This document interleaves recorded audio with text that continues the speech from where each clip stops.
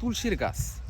আজকে আপনাদের সাথে কথা বলবো তুলসীর গাছ। এর যে এত উপকারিতা, এটি খেলে কাশি দূর হয়, বা এর যে এত গুণ, এটি একটি যে ভেষজ ওষুধ, এটির যে গুণাবলী, এর গুণাবলী বলে আজকে শেষ করা যাবে না।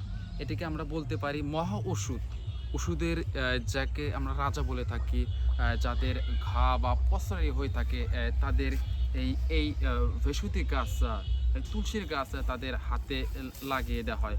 অপরদিকে যাদের জ্বর বা যারা ভয় করে, তখন তাদের এটা হাতে বেঁধে দেওয়া হয়। অপরদিকে এটির রস, আমরা বলতে পারি এটির রসের খুবই গুণ। এটি একটি তুলসীর গাছের একটি আপনাদের দেখায়। এই তুলসী, এটা একদম খুবই একটি উপকারী একটি গাছ। এটা আমরা বলতে পারি এটি রত্ন চেয়েও এটির খুবই মূল্যবান একটি গাছ। সেই তুলসীর গাছ যার ওষুধি হিসেবে আমরা ব্যবহার করে থাকি। অপরদিকে এর যে গুণাবলী বলে শেষ করা যাবে না। এটি যেমন ওষুধ হিসেবে গ্রহণ করা হয়, ঠিক তেমনি মানুষের যে ঘা অথবা পছরি হলে এটি বেঁধে দেওয়া হয়। অপরদিকে এর রস খুবই কার্যকারী এবং গুণাবলী। আমরা বলে থাকি ওষুধের, যাকে আমরা মহা ওষুধ, এর একটি গাছ যার কোনো গুণাবলী শেষ করে বলা যাবে না।